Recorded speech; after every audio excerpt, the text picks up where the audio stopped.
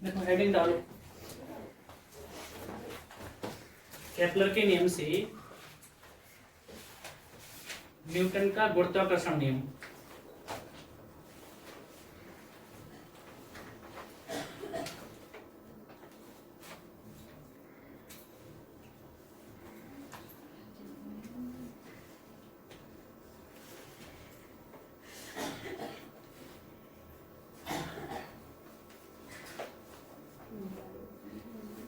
इधर देखो, माना कोई ग्रह है, एक प्लेनेट है, वो सूर्य के चारों ओर क्या है, इलेप्टिकल ऑर्बिट में क्या कर रहा है, मूव कर रहा है।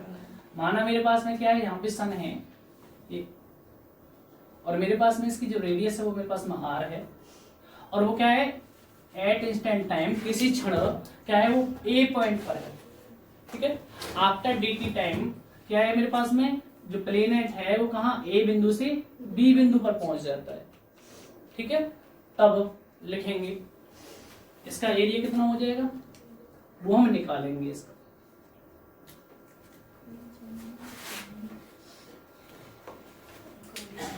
देखो माना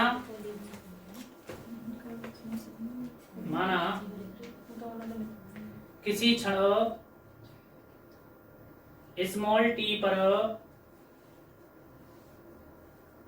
कोई ग्रह बिंदु ए से चलना प्रारंभ करता है। जो सूर्य के चारों ओर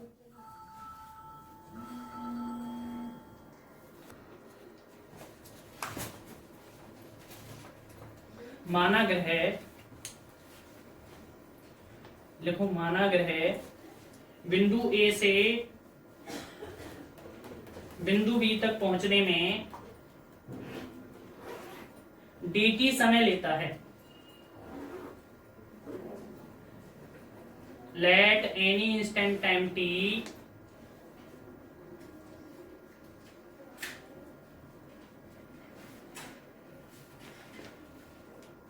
a planet at position point A at position point A revolving around the sun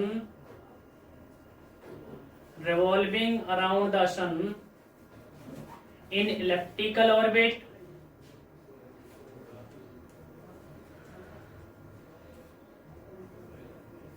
if the planet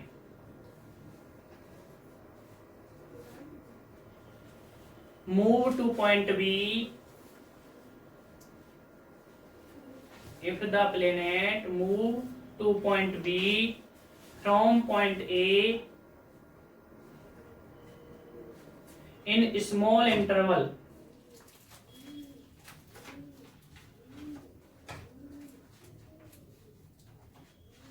then the area of SAB, इधर देखो मेरे पास में क्या है, कोई प्लेनेट है, वो कहाँ जा रहा है, ए से बी पॉइंट पे जा रहा है, और ये मेरे पास में जो एंगल है वो कितना है, मेरे पास में डी थीटा है। ये कितना है मेरे पास में, थीटा एंगल है। तो मेरे पास में जो मुझे एरिया निकालना है तो कितना निकालेंगे, एरिया ऑफ SAB वो कितना हो गया मेरे पास में, 1/2 क्या हो गया मेरे पास में, ऐसे इनटू क्या हो गया मेरे पास में, AB। अब ऐसे आपको पता है किसके बराबर है, 1/2 R। AB निकालने के लिए क्या करें, R के एंगल इज इक्वल टू किसके बराबर होता है, R का अपॉन रेडियस। क्या चाहिए, डी थीटा। R कितना हो गया, AB। रेडियस कितना हो गया मेरे पास, स्मॉल r। तो AB इज इक्वल टू कितना हो गया, R डी थीटा। चाप, छाप, अच्छा वो वाला है, चाप बटे रेडियन, वो त्रिज्या।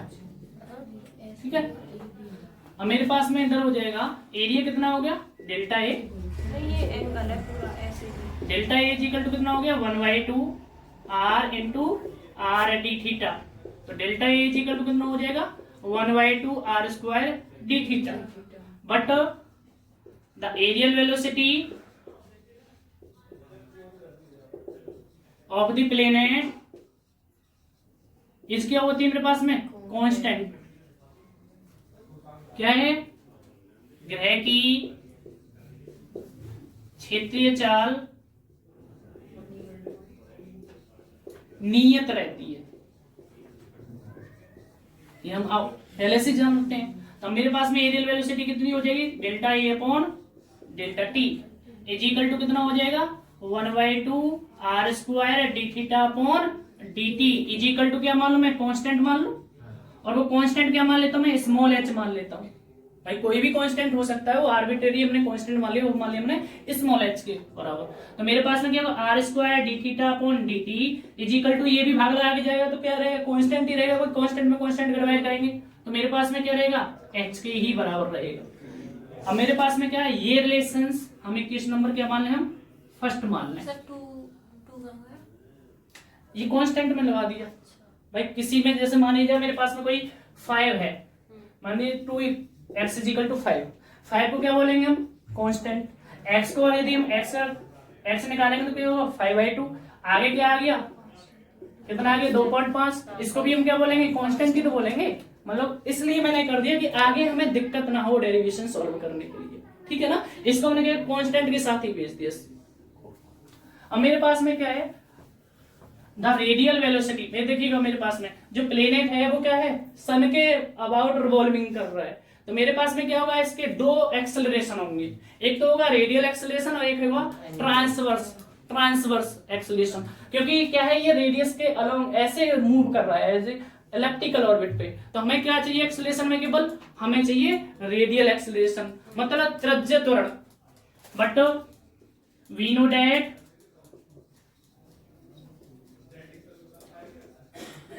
the radial acceleration of the planet,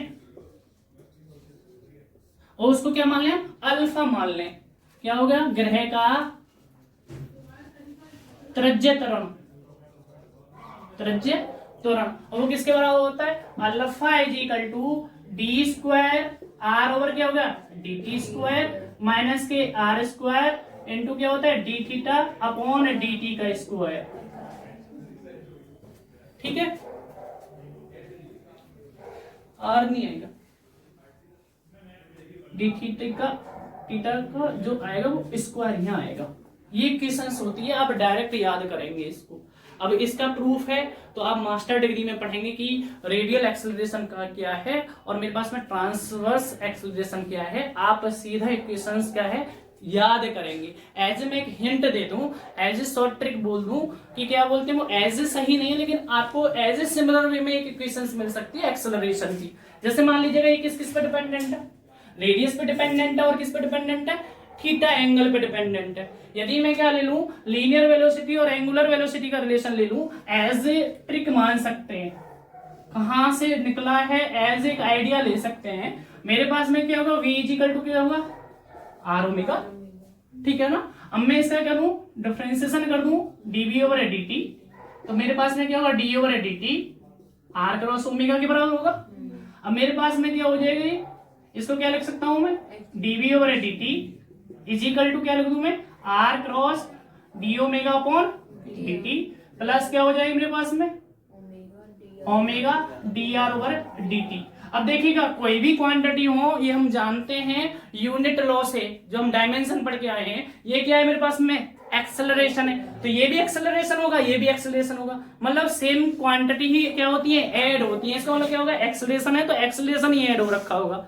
यदि मैं इस क्वांटिटी को क्या कर दूं dv ओवर dt को ये भी तो लिख सकता हूँ dv over dt is equal to d square r over dt square लिख सकता हूँ, क्योंकि मेरा जो इक्वेशन है वो किसके टर्म में रेडियस के टर्म में है, तो मैं ये लिख सकता हूँ d square r over d t square is equal to r d omega upon d t minus के क्या मान लू इसको प्लस के कोई क्वांटिटी, ये भी तो एक्सेलरेशन है, इसको अल्फा मान लिया मैंने, और अल्फा निकालना चाहूँ तो क्या हो जाएगा d square r over d t square minus के r d omega upon d t. लेकिन यहाँ पे क्या है टर्म किसका है हमारे पास में थीटा का, तो यहाँ पे क्या आ जाता है d theta upon d T के टर्म में आ जाता है। एज ए सिमिलर वे में ये दूसरी इक्वेशन है, तो इसकी प्रूफ की कोई नीड नहीं है। आपको क्या करना है, केवल ये इक्वेशंस लिखना है कि आपका जो रेडियल एक्सेलरेशन है वो कितना होती है इक्वेशन, ये वाली इक्वेशंस होती है।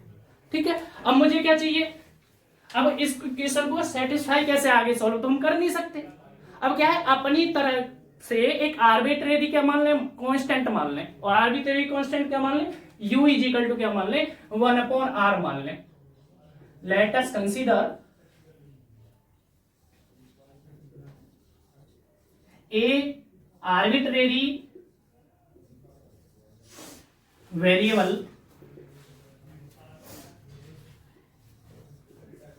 u इज इक्वल टू क्या मान लें हम, 1/r मान लें। ठीक है, तो r कितना हो जाएगा मेरे पास में, r हो जाएगा मेरे पास में 1/u के बराबर हो जाएगा। क्या है, माना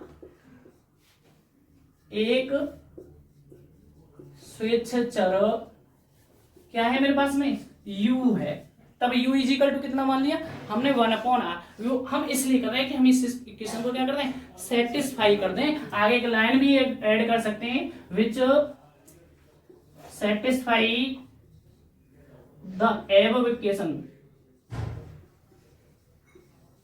और इक्वेशन नंबर कौन सी है, मान लें सेकंड, मान लें इसको इक्वेशन नंबर सेकंड। ठीक है, अब मेरे पास में क्या हो जाएगा, अब मैं क्या करूं, डी आर, मुझे क्या चाहिए, डी थीटा और डी टी की वैल्यू चाहिए, तो डी थीटा और डी टी की वैल्यू में इक्वेशन फर्स्ट से निकाल सकते हैं, इसकी तो हमें जरूरत नहीं है। अब हमें क्या चाहिए, d square r over d t square चाहिए, तो मैं क्या करूं, इसका 2 टाइम्स क्या करूं, डिफरेंशिएशन कर दूं टी के रेस्पेक्ट में। तो मैं क्या करूं, differentiating with respect to t, तो मेरे पास में क्या होगा, d r over d t, तो इसका क्या हो जाएगा, माइनस के 1/u स्क्वायर हो जाएगा। अब u का भी करेंगे, तो मेरे पास में क्या होगा, delta u over delta t या dt। अब मेरे पास में क्या है, आगे फर्दर सॉल्व करने के लिए मैं ये कर सकता हूं, du ओवर dt, d बना लीजिएगा, कहीं डेल्टा लग रहा है कहीं कुछ है, du ओवर dt। तो मैं क्या करूं, इसमें d थीटा की वैल्यू मल्टीप्लीकेशन कर दूं और d थीटा का क्या कर दूं, डिवाइड कर दूं। ऐसा क्यों कर रहे हैं, क्योंकि मेरे पास में d थीटा और dt की वैल्यू ऑलरेडी मुझे पता है। तो मेरे पास में क्या हो जाएगा, अब मैं ये लिख सकता हूँ 1/u, क्या लिख सकता हूँ, du over d theta into क्या लिख सकता हूँ, d theta over dt, y using या ये कह दो यूजिंग इक्वेशन फर्स्ट, और इक्वेशन फर्स्ट से मेरे पास में क्या है, d थीटा अपॉन dt की वैल्यू कितनी आ जाएगी, h अपॉन r स्क्वायर। तो मेरे पास में 1/u क्या हो जाएगा, h upon r square du over क्या हो जाएगा, d थीटा। अब इधर देखिएगा, अब मैं इसको भी कर सकता हूँ, कितना हो जाएगा मेरे पास में, 1/r को क्या लिख सकता हूँ मैं, u स्क्वायर लिख सकता हूँ भाई, यहां से इक्वेशन से कहा मेरे पास में ये रहा, 1/r स्क्वायर को क्या लिख सकता हूँ, u स्क्वायर लिख सकता हूँ। तो मेरे पास में क्या हो गया, माइनस के 1/u इंटू क्या हो जाएगा, h u square du over d theta. तो मेरे पास में क्या होगा, ये कैंसिल आउट होगा, तो माइनस के h u du ओवर क्या हो जाएगा, d थीटा हो जाएगा। स्क्वायर है कहाँ पे, स्क्वायर, वो कहाँ, एक स्क्वायर कहाँ है, कौन सा, उसी माइनस 1/u अच्छा ये स्क्वायर है, तो फिर तो कुछ ही नहीं बचा, माइनस ही बचेगा। तो मेरे पास में क्या हो जाएगा, ये हो जाएगा। ठीक है, अब मैं क्या करूं, मुझे क्या मिला है, केवल D r over d T मिला है। अगेन मैं क्या कर दूं, इसका एक और बार क्या करूं, डिफरेंशिएशन कर दूं, करो। अब इधर देखें, अब हमें फिगर की भी नीड नहीं है, क्योंकि हमें स्पेस चाहिए और ज्यादा।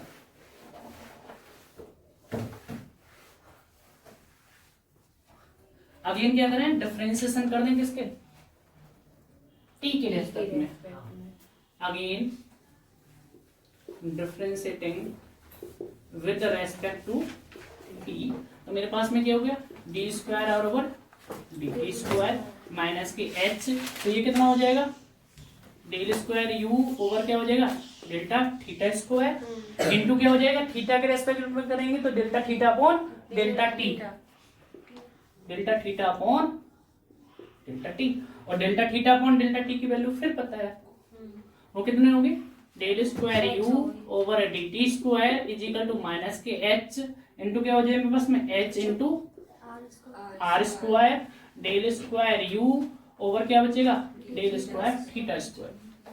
अब मेरे पास में क्या हो गया, माइनस के एच स्क्वायर बचेगा इसको क्या लिख सकता हूँ 1/r को, कहाँ से आई सर? अच्छा ये नीचे आ ये गया, हाँ। वहीं से है।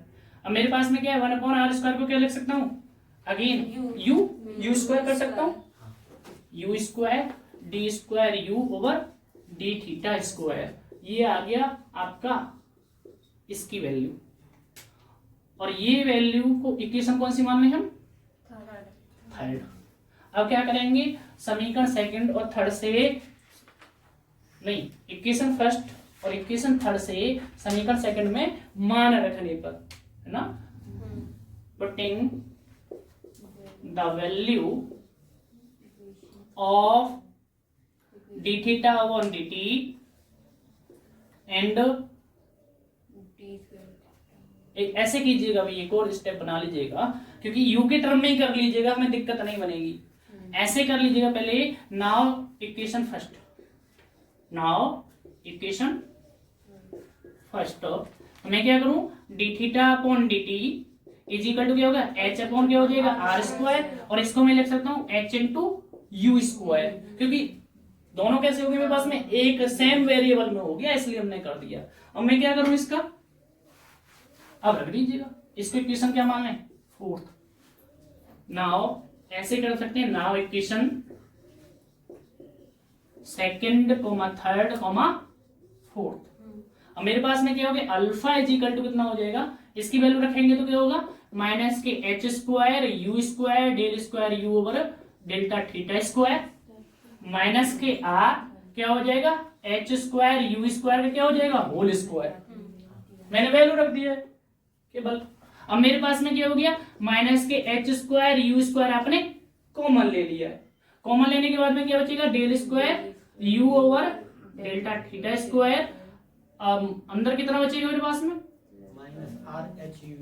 माइनस के r into h square u square, h तो हमने कॉमन ले लिया ना, अंदर बचेगा आर इंटू यू स्क्वायर बचेगा,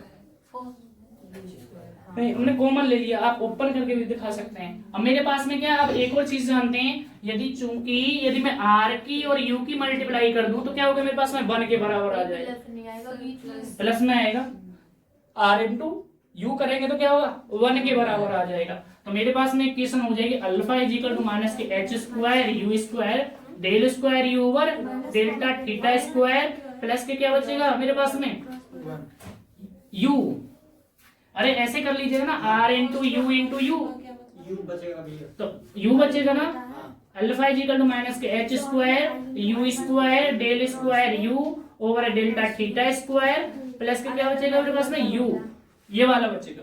वीडियो से बाहर जा रहा है, ऊपर लिख देंगे तो इधर सर ये देखो मेरे पास में क्या हो गया r into u is equal to 1, तो इक्वेशन कितनी हो जाएगी अल्फा इज इक्वल टू कितना हो जाएगा माइनस के h square u square del square u upon क्या हो जाएगा डेल्टा थीटा स्क्वायर प्लस के यू के बराबर हो जाएगा। अब लिखेंगे इक्वेशन नंबर कौन सी होगी मेरे पास में 5, बट लिखेंगे यदि if small l and small e we the latus rectum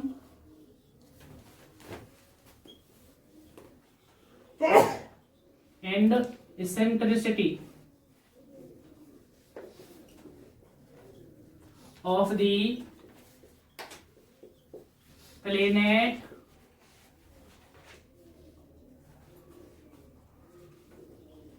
of the orbit, यदि स्मॉल एल तथा ई ग्रह की कक्षा की अर्धनाभी लंब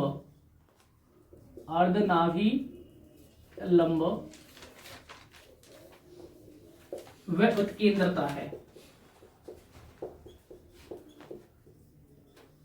तब इस समीकरण को निम्न प्रकार लिखा जा सकता है।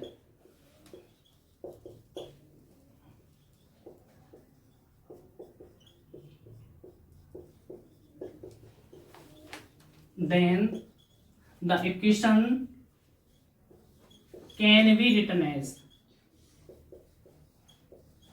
इधर देखो मैंने फर्स्ट लॉ में लिखवाई थी इक्वेशंस, वो कितनी थी, L upon R is equal to 1 plus E cos theta. वो इसलिए लिखवाई थी जानबूझ करके, क्योंकि इसका यूज कहाँ होगा, यहाँ पे होगा, जो कक्षीय नियम में लिखवाया था पहले में। अब मैं क्या करूं, देखो 1 upon R is equal to किसके बराबर है, U के बराबर। क्या मैं ये लिख दूं, LU is equal to 1 plus E cos theta. Equation number कितनी होगी, 6। अब मैं क्या करूं, अगेन इसका क्या कर दूं, डिफरेंशिएशन कर दूं, क्योंकि मुझे क्या चाहिए, del square u over delta theta चाहिए।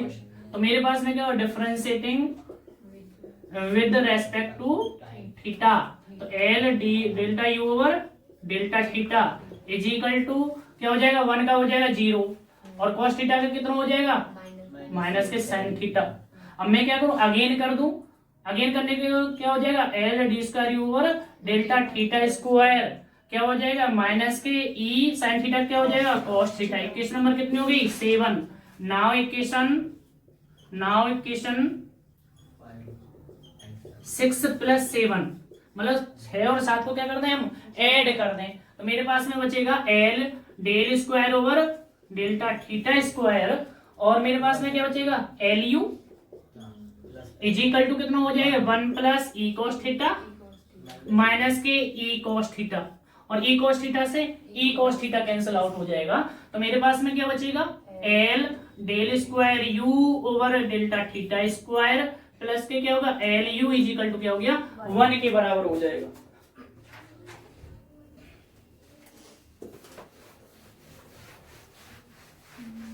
अब मेरे पास में क्या चाहिए, मुझे इक्वेशन ये वाली चाहिए, तो डेल स्क्वायर L कॉमन ले लेंगे, del square U over delta theta square plus U is equal to कितना हो जाएगा, 1 अपॉन L के बराबर हो जाएगा।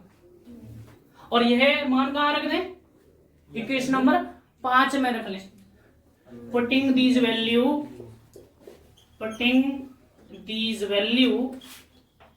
इन इक्वेशन 5। अब मेरे पास में क्या हो जाएगा, alpha is equal to minus के H स्क्वायर U स्क्वायर और 1 अपॉन L की जगह क्या हो गया, L आ गया। अब आपको U को क्या लिख सकते हैं, 1 अपॉन R स्क्वायर लिख सकता हूं, लिख सकते हो भाई, भूल जाओ। 1 अपॉन क्या हो जाएगा, R स्क्वायर, तो अल्फा इज इक्वल टू क्या होगा, माइनस के H स्क्वायर क्या हो जाएगा अपॉन L इंटू क्या हो जाएगा, 1 अपॉन R स्क्वायर।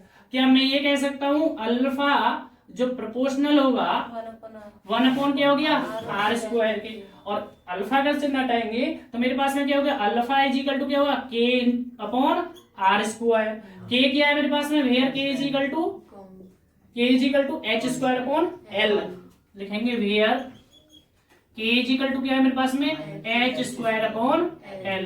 अब देखिए ये क्या आया, प्लेनेट का क्या आ गया, एक्सेलरेशन आ गया, और एक्सेलरेशन आ गया तो ये कैसा शो कर रहा है, नेगेटिव, और नेगेटिव शो कर रहा है तो जो मेरे पास में एक्सेलरेशन होगा वो कैसा होगा, मेरे पास में अट्रैक्टिव नेचर का होगा। मतलब कहने का मीन्स क्या होगा, ऑर्बिट की तरफ क्या हो रहा होगा, अट्रैक्ट हो रहा होगा। जब अट्रैक्शन के नेचर का हो गया तो अब क्या हो गया, अब एक चीज कंडीशन आ गई कि मेरे पास में ऐसे देखेगा ये कोई ऑर्बिट है, यहाँ पे कोई प्लेनेट है और यहाँ पे ये सन है। जब अट्रैक्टिव नेचर का मेरे पास में पता लग रहा है नेगेटिव साइन से कि एक्सेलरेशन नेगेटिव है, तो इसका मतलब क्या होगा, प्लेनेट क्या लगा रहा होगा, इस पर फोर्स लगा रहा होगा, और सन क्या लगा रहा होगा, प्लेनेट पे भी फोर्स लगा रहा होगा।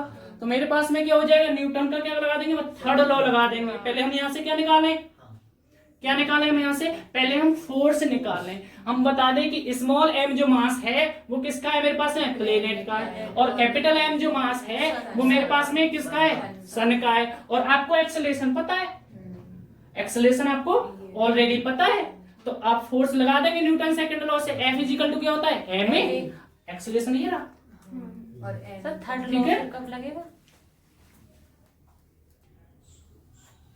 देखो अतः यह समीकरण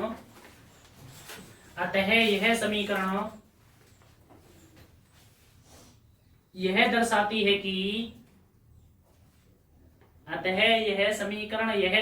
है कि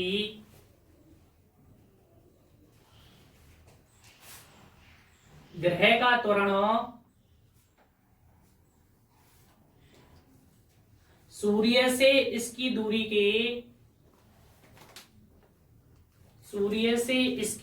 के वर्ग के व्युत्क्रम अनुपाती होता है।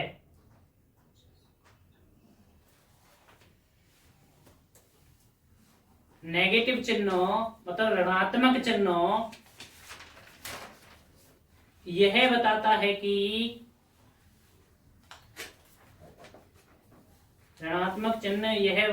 कि त्वरण की दिशा सूर्य की ओर है।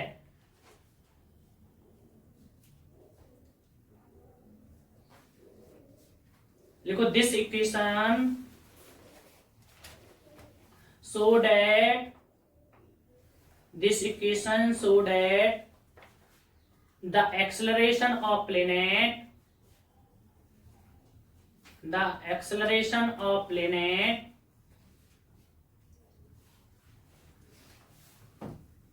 is inversely proportional to the square distance from the sun.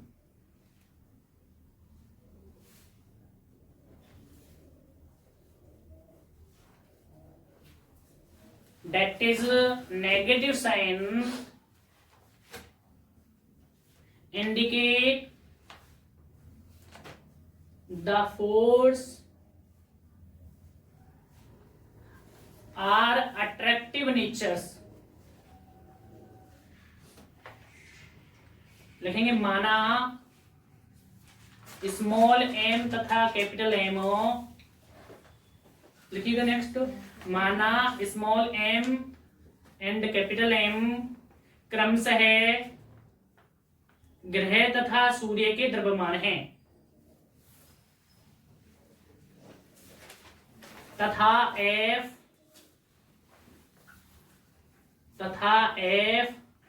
ग्रह द्वारा, कैपिटल F लिखेंगे तब, है ना, तथा F ग्रह द्वारा सूर्य पर लगाया गया आकर्षण बल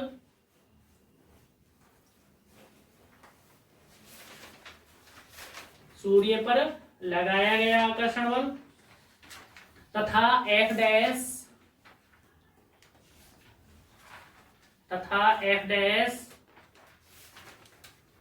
सूर्य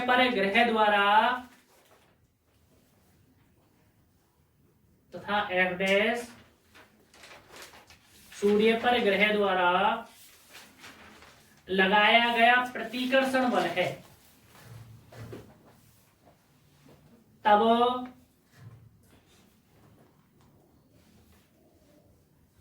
let small m and capital M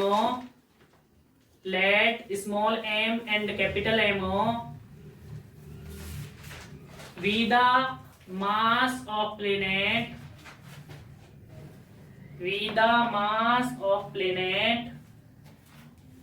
and sun.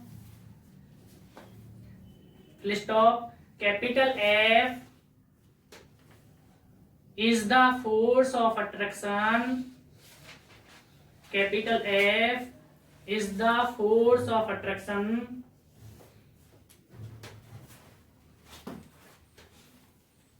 exerted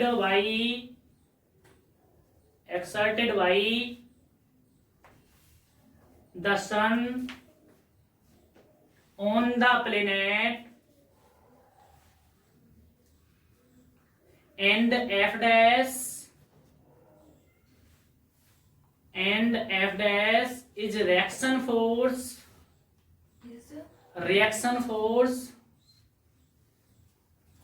of the planet on the sun. Then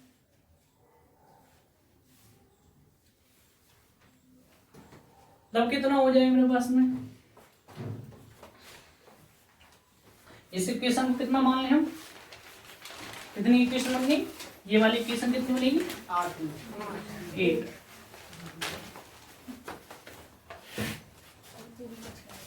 equation number कितना हो गया 8। अब मैं क्या कहूँ एफ निकालना चाहूँ, एफ बराबर क्या हो गया मेरे पास में स्मॉल ए प्लेनेट का फोर्स, ए कितना है मेरे पास में जो ये आ रहा है एक्सेलरेशन वो कितना हो गया मेरे पास नेगेटिव, तो साइन केवल क्या बता रहा है अट्रैक्टिव नेचर का है, तो मैं क्या ले लूं स्मॉल के अपॉन आर स्क्वायर ले लूं, तो एफ इज इक्वल टू कितना हो गया स्मॉल एम या ऐसे लिखो k small m upon r square, थोड़ा ठीक लगेगा। और इसी प्रकार क्या हो गया एफ डैश, इसी प्रकार एफ डैश, भाई कोई नया कांस्टेंट आएगा एफ डैश, अब मेरे पास में क्या सन लगा रहा है मेरे पास में, तो मेरे पास क्या हो जाए मेरे पास कैपिटल के मान लूं और उसका सन का मास कितना है मेरे पास एम अपॉन क्या हो जाए मेरे पास में आर स्क्वायर।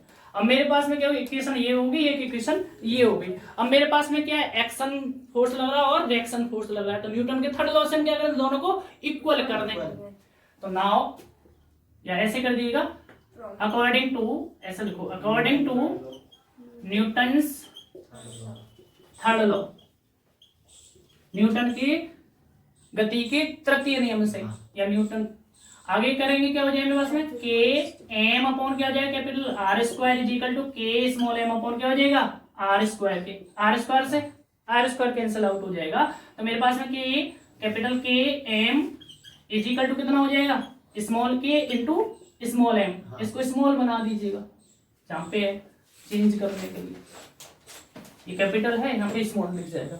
अब मुझे क्या चाहिए मैं ये कह दूं कि भाई स्मॉल के ऐसे कर दीजिएगा, इसको क्या करें वेरिएबल सेपरेबल कर ले, मैं ये कह दूं स्मॉल के अपॉन क्या हो जाए मेरे पास में capital M is equal to k upon small m is equal to क्या मान लूं कांस्टेंट के लिए मान लूं जी स्थिरांक मान लूं एक, वो क्या हो गया जी कांस्टेंट के बराबर हो गया।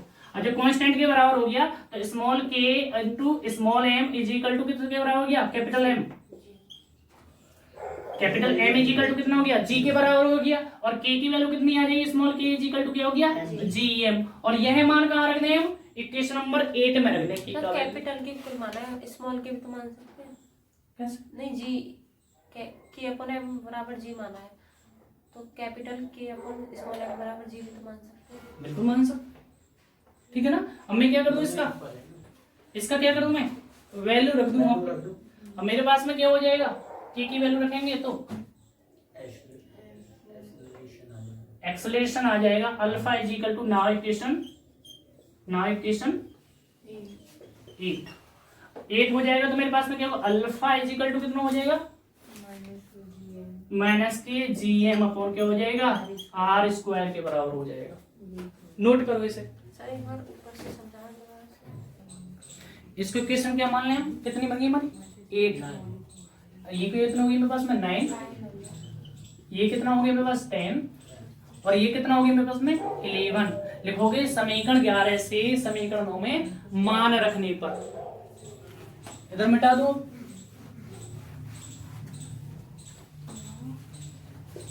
समीकरण 11 से समीकरण 9 में मान रखने पर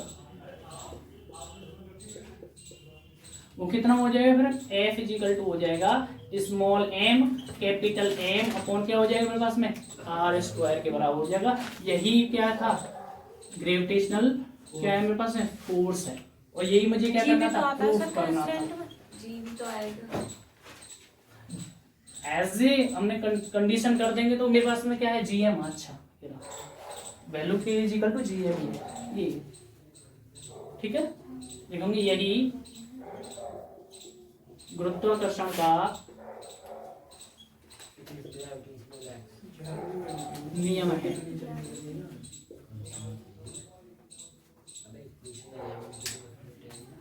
वो